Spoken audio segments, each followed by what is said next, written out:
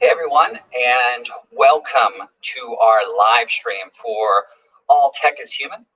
All Tech is Human is an organization that's trying to grow the responsible tech community by making it more diverse, multidisciplinary, and aligned with the public interest. I'm the founder and director of All Tech is Human. My name is David Ryan Polgar. You can find me on Twitter at Tech Ethicist. And then our organization, alltechishuman.org. In addition, we do this monthly live stream series in partnership with The Bridge, which bridges the gap between tech, policy, and politicians. You can find their incredible work that they're doing to break down silos at thebridgework.com. But really excited for this live stream today. It's all about improving social media, which, as you can imagine, is a heavy lift given some of the incidents of recent years, but specifically around improving social media, we're going to be looking at ways to reduce gender-based violence. This discussion today is a way to continue the conversation from the report that our organization recently released called Improving Social Media, the People, Organizations, and Ideas for a Better Tech Future, that you can find at improvingsocialmedia.com. So without further ado, we're going to get started with this conversation. Really thrilled about the two guests that we have today joining us. In addition, we want to incorporate your thoughts, comments, and questions that you have. So any thoughts, questions that you have for the panelists or just in general that you want to make, please incorporate those directly in the chat feature if you're tuning through YouTube, and then we'll see those and selected questions will appear on stage. So first we're going to welcome Azmina Dhrodia. She is the Senior Policy Manager for Gender and Data Rights at the World Wide Web Foundation, oftentimes called the Web Foundation. We're also going to bring in Dhanaraj Thakur, who is the Research Director at the Center for Democracy and Technology. So Azmina, let's start with you. We'd love to just hear a little bit about some of the work that you're doing and specifically how it intersects with this topic of reducing gender-based violence online. Yeah, sure. Thanks for having me, David. Yeah, it's great to be here. Just for some background, for those of you that don't know what the Web Foundation is or what we do, it was co-founded in 2009 by Sir Tim Berners-Lee and Rosemary Leith. Tim Berners-Lee, as many of you will know, is the inventor of the World Wide Web, and our work is both about making sure that everyone has meaningful access to the web around the world, but also ensuring that when they do have access to the web, that it's a safe and empowering place for women to be. So in terms of our work on online gender-based violence, it's basically all I do at the moment, which is really great and really fun because it's something that I'm deeply passionate about in terms of addressing it and finding solutions to. And the way that the Web Foundation approaches this issue is we really believe that a sort of multi-stakeholder effort is what is required to ensure that we can have a sustainable and meaningful intervention towards this problem.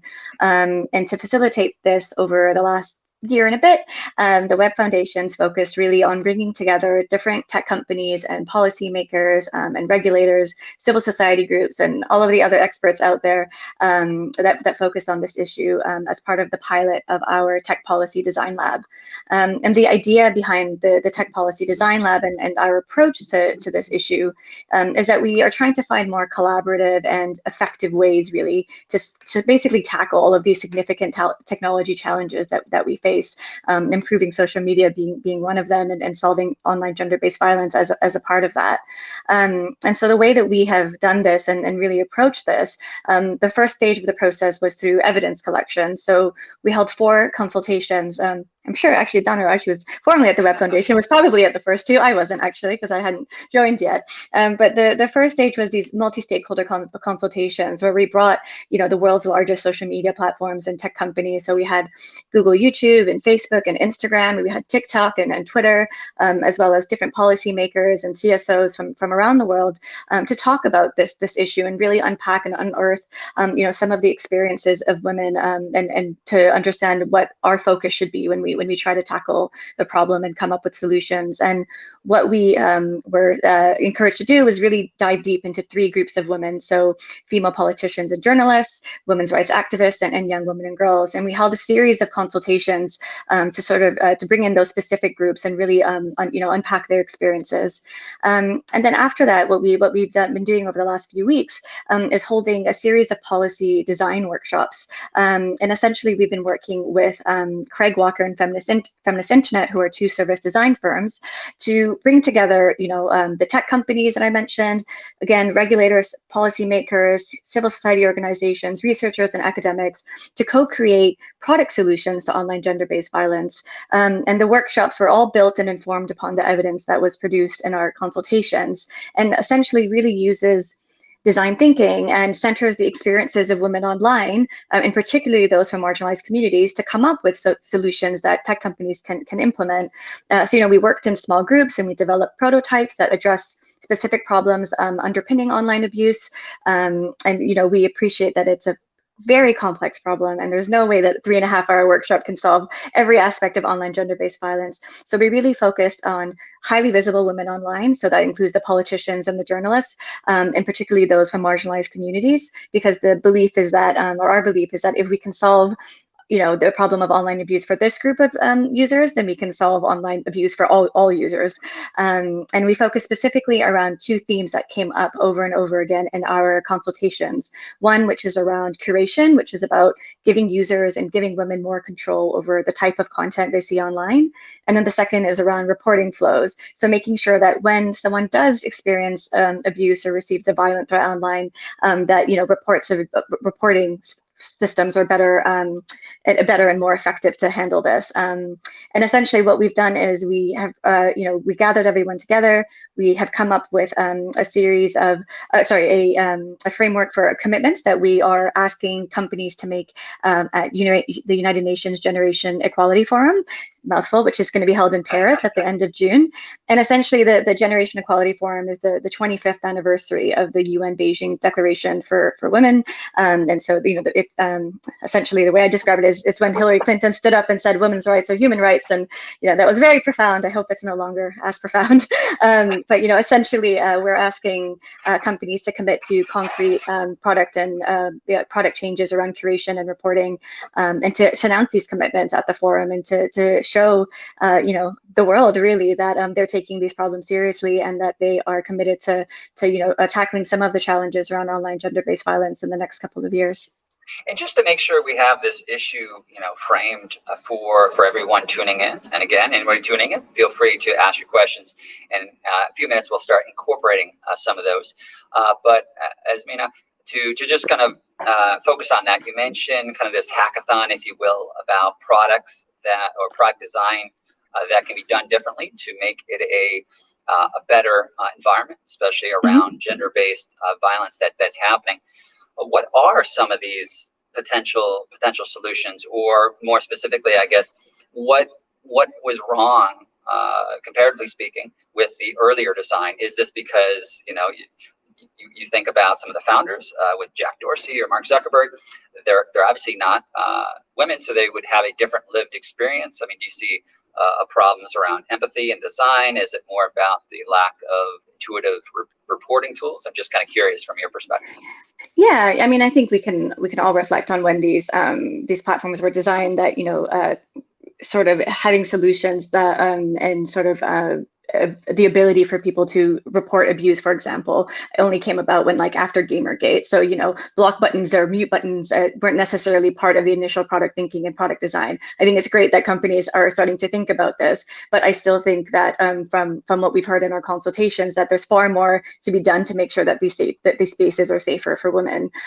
So around curation, stuff that came up over and over again was, as I mentioned, the need for more offering more granular settings. So, having far more control over what you see online, how you see it, when you see it. Just because specific content exists doesn't mean that I necessarily need to, be on my social media feed and have it in my face all the time.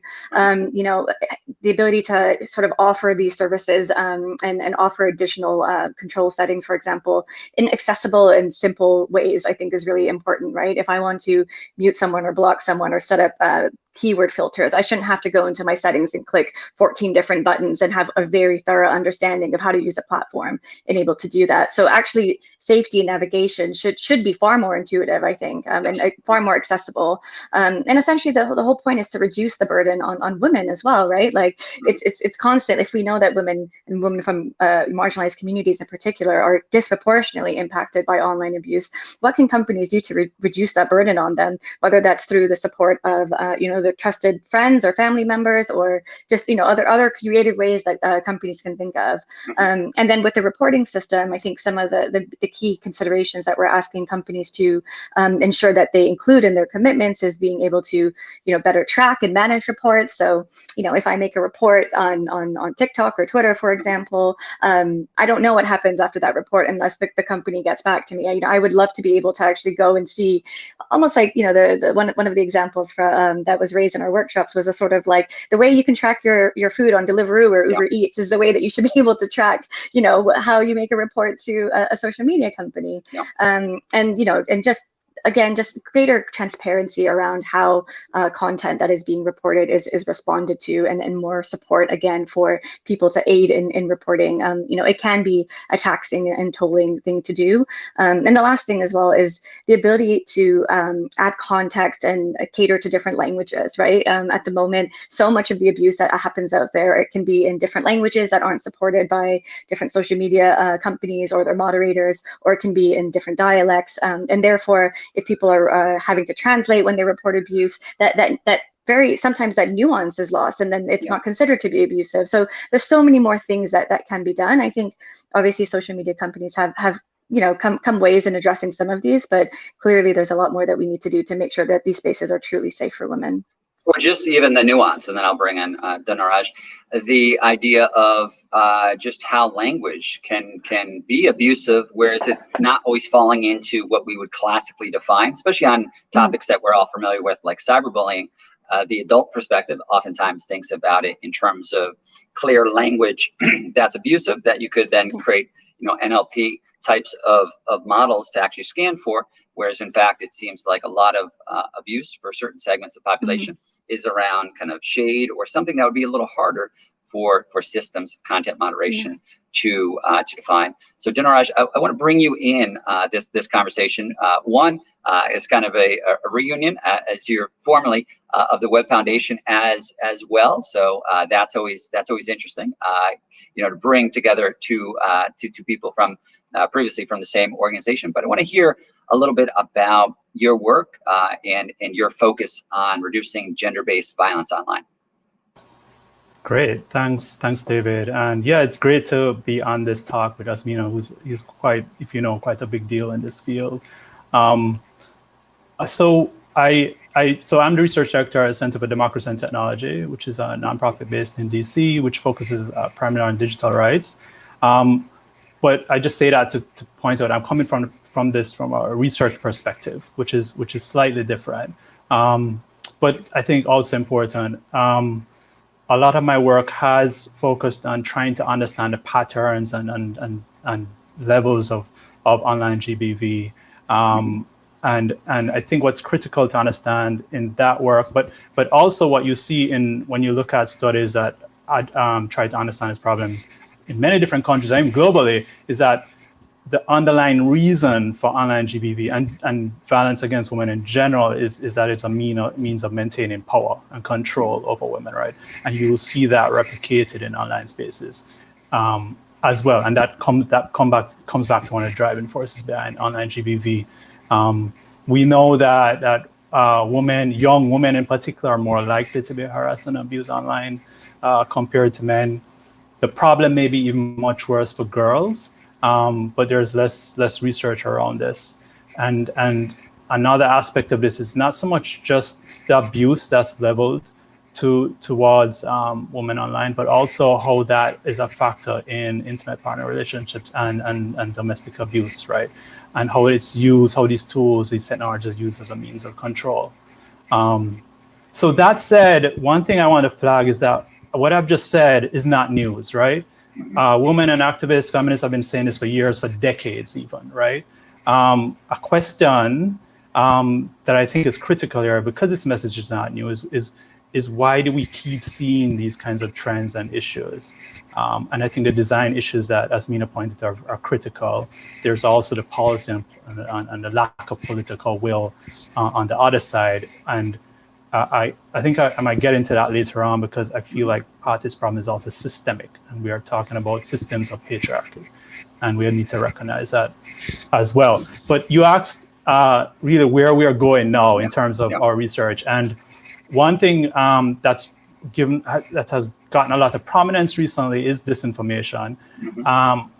We are moving ahead with projects that look at the specific problem around gender disinformation. And I say that because of the degree of overlap between gender disinformation and online gender-based violence. We released a report in February this year, which actually builds upon the work that scholars like and activists like Lucina Dimecco, Christina Wilfor, and Gabrielle Bardell have been working on and have kind of fed into that report to highlight the problem of gender disinformation, but also how online GBV comes into that. So gender disinformation is really about disinformation, false information that's designed to make use of gender-based false narratives or discrimination to achieve certain kind of political goals, which is often about maintaining a status quo of gender inequality, right? And one way to think of it is the difference between the two is that gender disinformation involves intentional spreading false information about certain persons based on their gender identity. And online GBV is really about targeting those persons with abusive content, based on their gender identity too. The thing is, they're often combined, right? And there's studies of, for example, like from Demos, from a UK-based outfit that looked at Poland and Philippines and found that state-sponsored gender disinformation campaigns often included the distribution of sexualized images of the women that they targeted. It's often combined to create a chilling effect on women in politics, for example, and as a way of reducing their political effectiveness, right? I think what's also even more important for us in our work going forward at CET is to take an intersectional approach to this, right? So recognizing the reality of that one person may have to contend with multiple sources of oppression at the same time, and the unique kind of impact that creates for them. You see this in online GBV, and one of the best examples is the research that Azmina led that showed that Black women in particular are subject to way more abuse compared to white women on Twitter, for example, right? More recently in the US 2020 elections, there's a study by the Institute for Strategic Dialogue that showed that two Democratic Congresswomen, Ilhan Omar, who's Somali American, and Alexandra Ocasio-Cortez, who's Puerto Rican American, received the most levels of abuse on Twitter and Facebook, respectively, compared to all other types of candidates, right?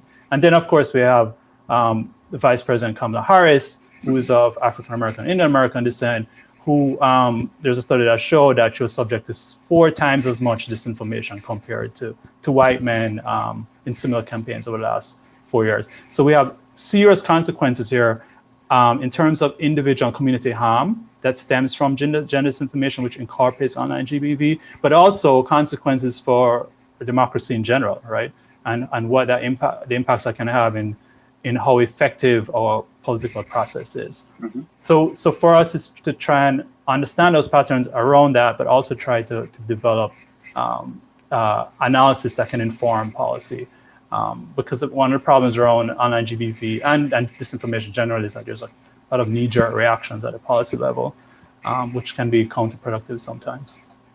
Well, Azmina, I want to bring you in for the conversation to really get specifically about where we might be in this process. I know that's something we kind of mentioned earlier, but just everything kind of mentioned, you kind of look at this connection between disinformation and gender-based violence. But in order to really kind of motivate people that are not always directly affected, which I know we had a question submitted to us earlier, which is basically arguing how can you get people who are not usually targeted by this type of gender-based violence to care more about it, to be part of the process. But I'm curious, do you think we are still in this, we need to grow the awareness that this is a major problem and we need more people involved?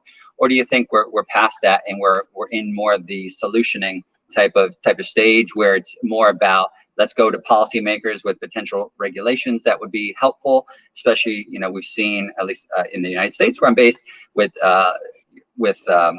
revenge pornography, doxing, things of that nature, have received a lot more attention in recent years, and corresponding laws around them. So where do you think we are right now with tackling some of these issues?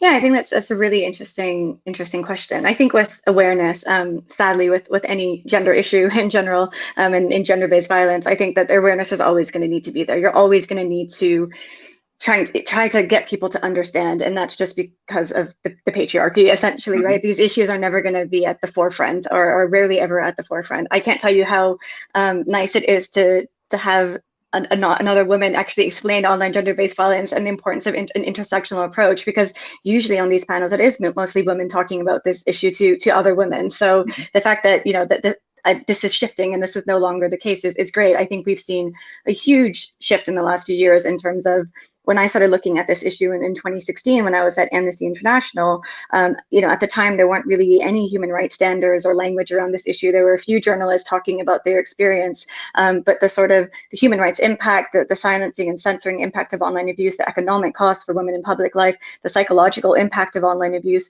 all of those things hadn't really been talked about and weren't really in the mainstream. And I think a few years on, we're really seeing this, that the research, the data is ever increasing. Dhanaraj brought up some great examples about the intersection between disinformation and online abuse, which is just another layer to this conversation, it feels. So I think it's great that we're talking more about it, but I think there's always going to have to be more we're always going to have to do more to make sure that this issue is at the top of the agenda. And I think in terms of where we're at with sort of solutions, I think, for example, in the UK, we had an online safety bill that was released last week, I believe. And the focus seems to primarily be on children and online safety for children and racial justice. Women aren't particularly part of the conversation, and gendered abuse and online abuse isn't necessarily at the forefront of how regulatory bodies or particular legislative efforts are always looking at this issue. So I think that there's a lot more to do to ensure that, first of all, terms of service within social media companies, whether they refer to it as bullying and harassment or hateful conduct, it considers gender-based abuse. It considers the intersectional perspective that was mentioned when defining this abuse. So platforms need to make sure that they have strong terms of service that reflect the lived realities of those people using their platforms, and then to ensure that those terms of service are enforced and applied in a transparent way. That's really important. And then we need to make sure that a gendered perspective is being considered in all new legislative and regulatory frameworks when you're dealing with online safety.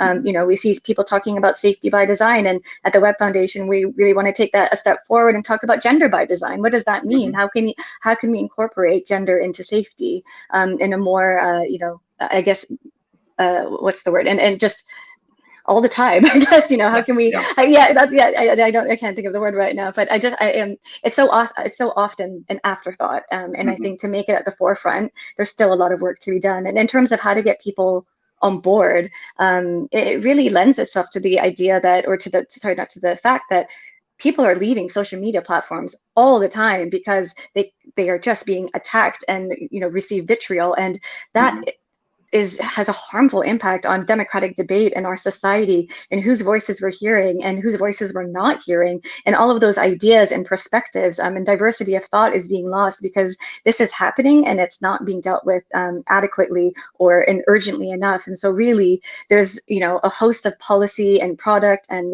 legislative and regulatory solutions that need to be addressed. There's no one solution that's going to solve this problem. I think we need to think about it in its entirety to make sure that we can truly address the issue. Well, I mean, that brings up, a question I'm going to bring to Dhanaraj around intent of the speaker versus the impact on the community. That's certainly a thread that at least in my work, and as disclosure, I serve on TikTok's Content Advisory Council, deal with a pretty broad collection of individuals, and especially in the United States, when there's such a strong focus on balancing free expression, which is a different calculation than would be taken in the UK and throughout Europe and elsewhere throughout the globe. But on that topic, it seemed like early on, especially the growth of the web, really seem to be injected with this cyber libertarian ethos. Even if you go back and read the cyberspace manifesto from 1997, and just seeing how they viewed this as, hey, hands off government. That's obviously not where we're at in 2021, and it seems like we've swung in the other direction, where people are looking for more activism on parts of companies to be socially responsible, and also for governments to set up appropriate guardrails. So I'm curious, from your perspective, where you're seeing this issue headed, because I know when you kind of gave your introduction, you started talking about policymakers maybe being a little slow to action on this. So I'm curious what you're seeing right now, where you think this topic's going to be headed. Yeah, it's an important question, right? One thing one quick reaction I had to part of what you said is the vision of what the internet should be like way back when, like the manifestos and so on, which were all envisioned by men, right? And I think that is important to recognize, that what they were thinking of was not really about what everyone else might have been thinking of and how it could work out. But where we are now is that we do need this balance, right? But I think it's critical to respect the individual end users' rights here and the impacts that might be meted out to them. So when we think about policy solutions and regulations, we really have to be thinking about solutions that respect the rights, the transparency needs of the end user, to understand what's happening with them, what's been shared with them, what's been provided with them to them on their news feeds, and greater understand explainability about what's blocked and what's not for them, right? I think that's the key constituency that we have to focus on in terms of uplifting rights. There are ways to do that while still protecting, freedom of expression online. And I don't think, I think it's often framed in a kind of mutually exclusive way, which is not helpful, right? But because what we're really dealing with here are the negative impacts of what people post or share, or direct abuse on people. And that's what and those people are what we're trying to, or who we're trying to protect and give more agency to. The way the system is set up now, they are not at the first priority in terms of providing agency, whether that's in the algorithms that are being used or in terms of policy solutions, and that I think is the problem. Well, we just have a question that I'm going to work into the conversation that is directed at Azmina, that really gets into everything we're just talking about. It also kind of give as backstory, this gets into this balance that I was referring to around free expression. When we think about, even when people constantly say, hey, this is my free speech on social media platforms, obviously that's very complicated by the fact that under the U.S. Constitution, it's usually talking about what Congress cannot do, and then technically, from a legal standpoint, it's actually platforms that have a First Amendment right under U.S. law. But when we think about speech, it's usually this interesting balance of, do we focus on the individual and how they're being affected, or do we also talk about the impact? Because if somebody is creating speech that's silencing others, that's an infringement. You could argue on behalf of the person who's not speaking, right? So it seems to be a calculation of, do we care about, hey, giving unfettered access to a speaker to be loud and abusive, or do we think about its impact on others? So I'd love to have you take that question, right? So can we shift a concept of rights to speech to those who have been silenced by abusive online spaces?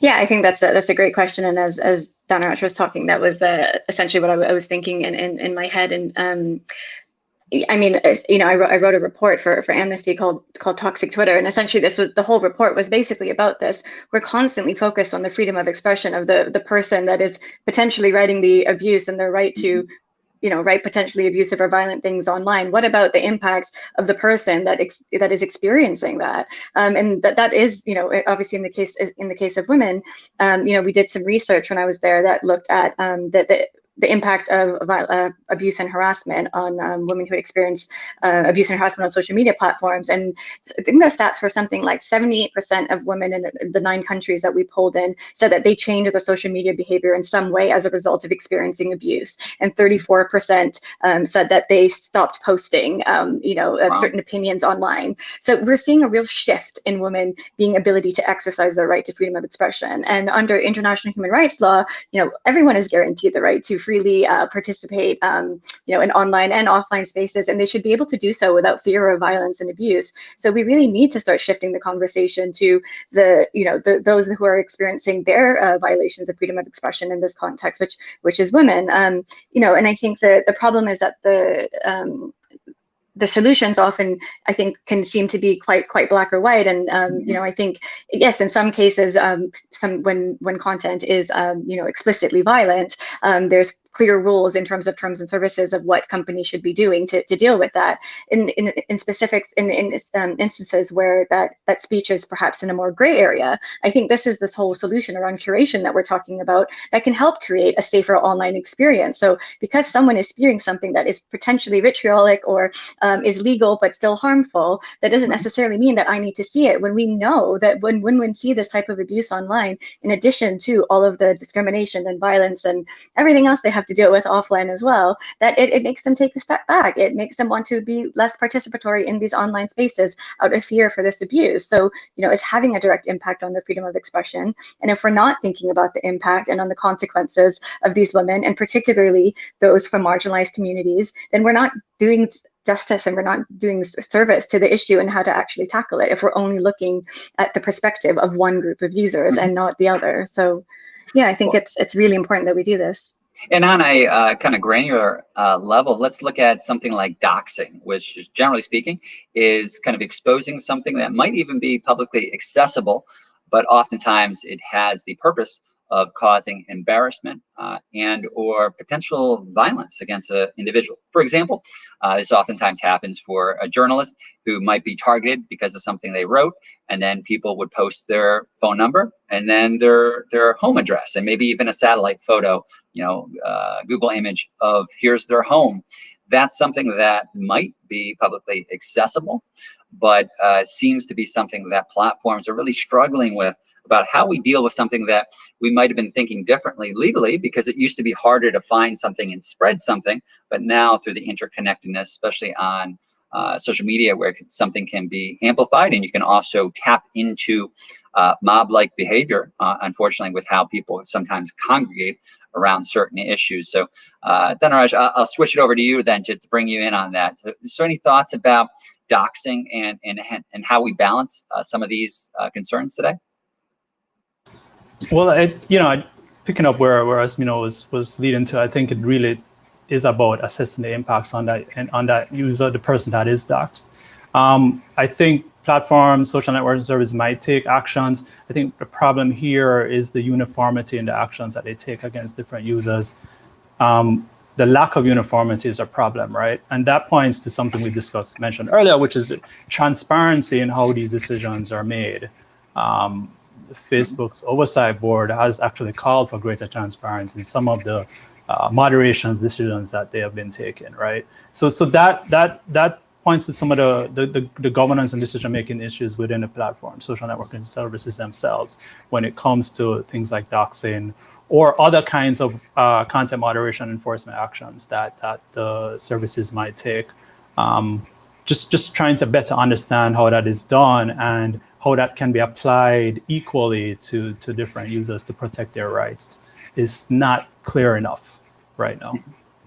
Well, Azmina, that's the question I want to bring in you on, is that we oftentimes think about content moderation almost as like one side. Hey, we're playing whack-a-troll, we're just knocking down negative content, but that's not, as you well know, the way it tends to work, because on one hand, every type of action that you're creating to protect potentially a individual on a platform is also a action that's being taken on another individual that might affect whether they're even on that platform, whether we take them off the platform, whether they are in some way affected. I can tell even from for my role, I receive a lot of emails about, hey, how dare I get banned on TikTok, and people are really heated about this issue. And it's also because we've sometimes tied in our livelihood with our profiles online. So it's not necessarily a matter of, hey, I'll kick you off here and go somewhere else.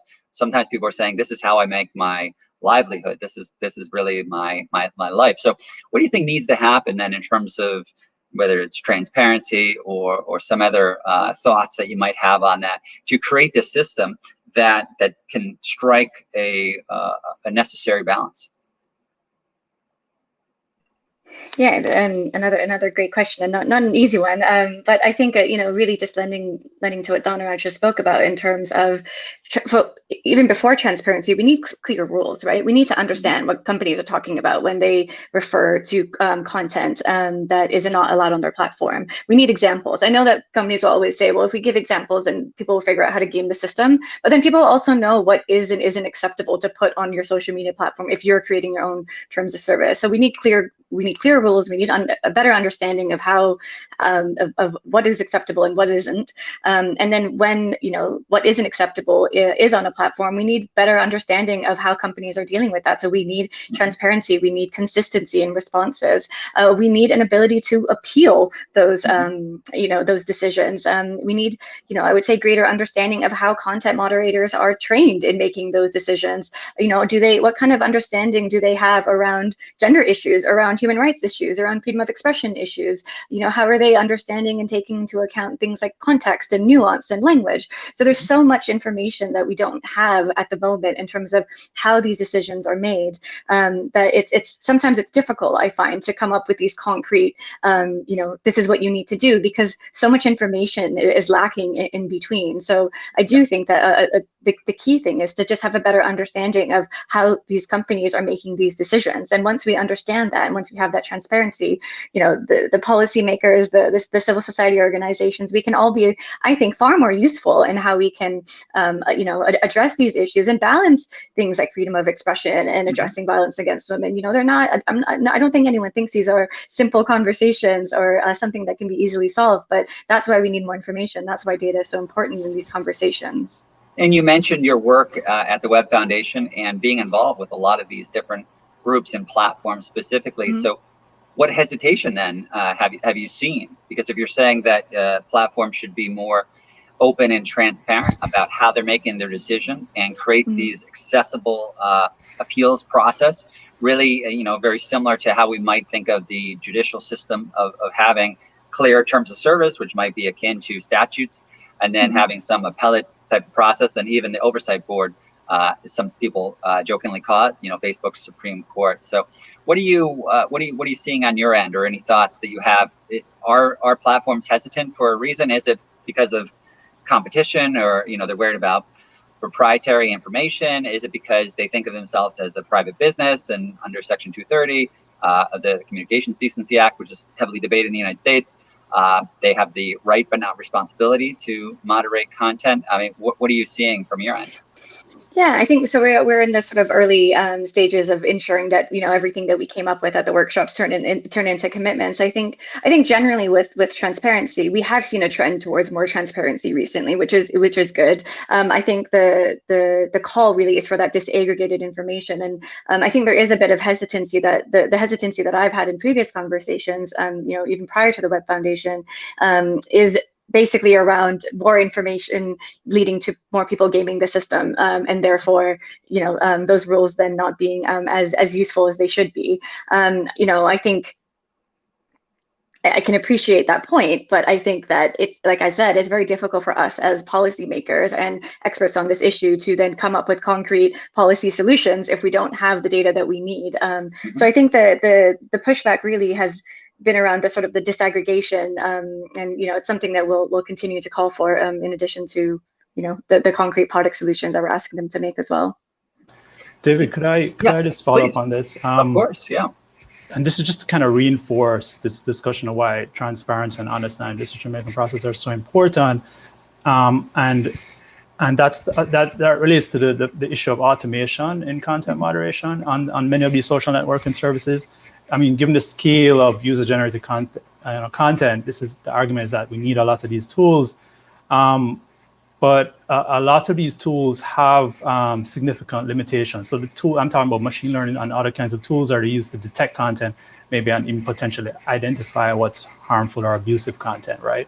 Some of these tools just may be trained on like in a lab, if you will, on certain kinds of data sets, but may not perform as well on like in a real world situation.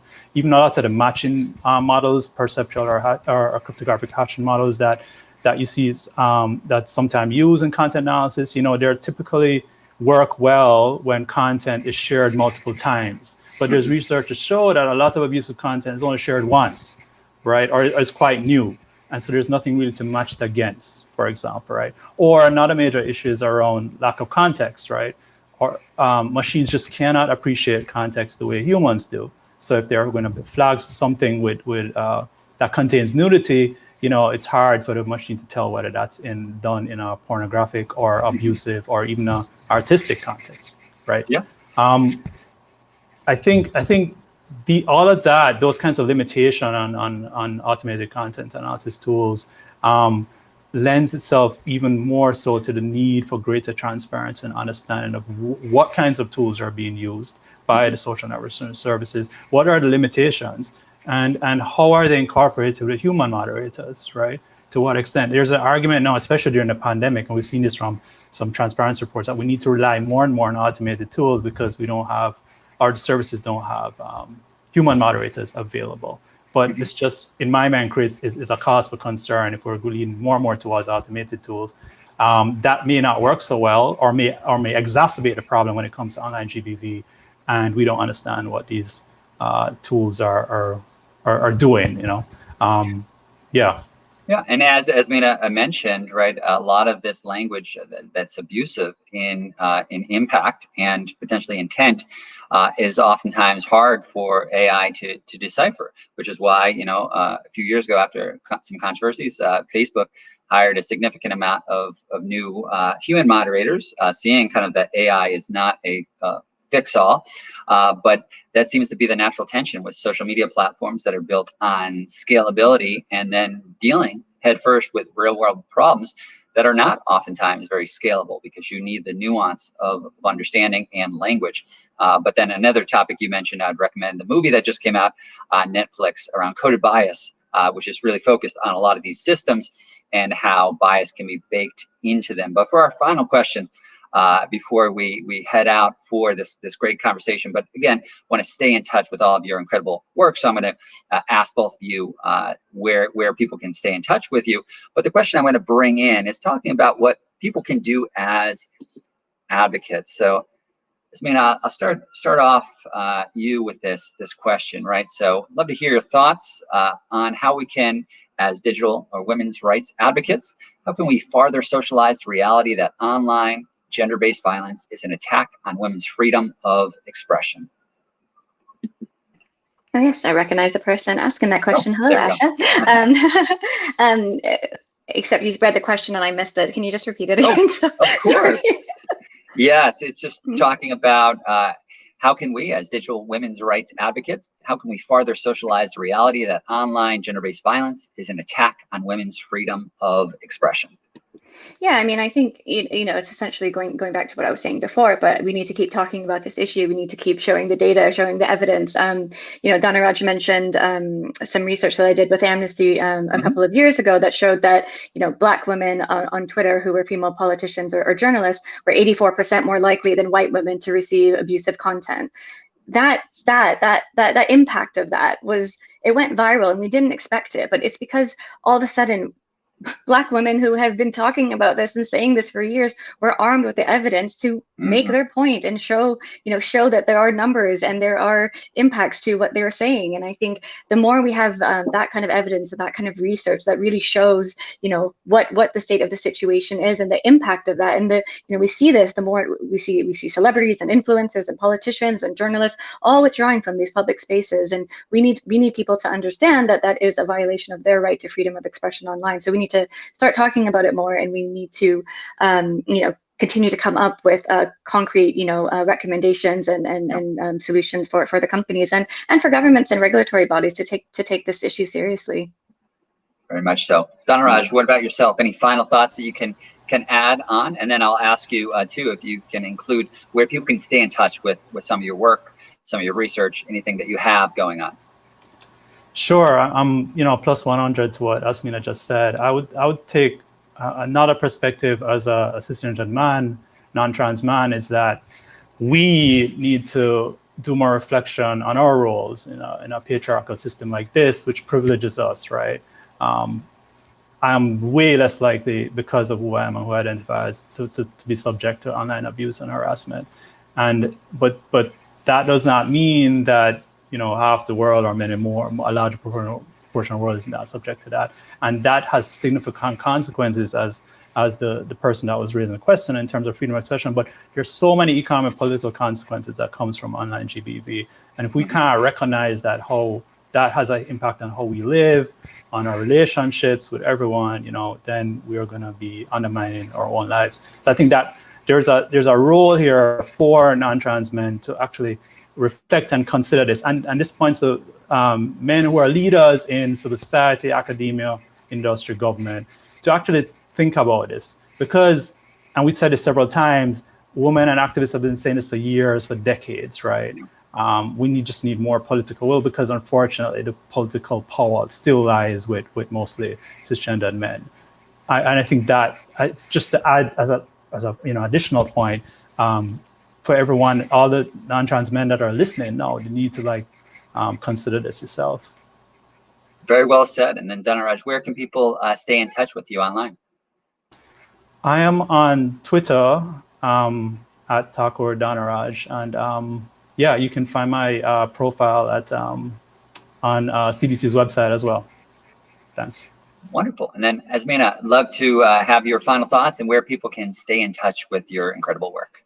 Yeah, no, I just really want to echo what Dhanaraj said. The personal toll that I faced for speaking out on this issue, it was terrifying. When I released that report for Amnesty, I was genuinely terrified. I had my family change their last name, as I mentioned to you both earlier, because we're only 4 of us in the world. I had my partner had a limited company at the time. I made him call company's house to make sure that our address wasn't out there, because I was terrified of being doxxed. I had people make YouTube videos about what a ridiculous feminist that Amnesty's hired to lead this research. I had so much violent and abusive content. I had phishing attacks against me. I had men's rights activists show up at talks that I was giving on my research. Like, the impact about speaking out on violence and abusing someone online, it's ironic what I had to deal with, right? I had to deal with a flood of abuse for the first time because I was speaking about abuse against women online. So I think it's so important that we have allies show up. And I don't get half as bad as most of the people that I know and I've talked to, but still, anytime I see abusive content on a social media platform, I do my part and I report it, because I take that little bit of burden off someone else. So I think it's really, really important that there are things that we can all do, whether that's through our allyship, whether that's sending a positive message when you see someone being, getting hate online, or you take the onus upon yourself and you report the really practical things that we can do. And so in terms of where you can find me in the Web Foundation, my Twitter handle is @snazzyazzy, which I kind of love actually, and the Web Foundation, our Twitter handle is @Web Foundation, and you can go on their website and you can click on our gender and data rights work and find out more about the work we're doing on online gender-based violence. Wonderful. Well, I really appreciate both of you joining us for this conversation with All Tech is Human in partnership with The Bridge. So stay in touch with us at alltechishuman.org and check out The Bridge at thebridgework.com. So Azmina and Dhanaraj, thank you so much for coming on this conversation, and everyone else for joining us. Let's all stay in touch and continue pushing forward on these issues and building a better tech future. So thank you.